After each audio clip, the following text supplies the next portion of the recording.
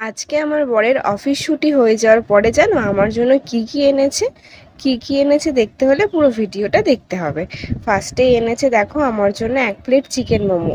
এই গরমে train late, তার সত্ত্বেও আমার বর অফিস ছুটি হয়ে যাওয়ার পরে আমার জন্য কিন্তু কিছু না কিছু নিয়ে আসবেই।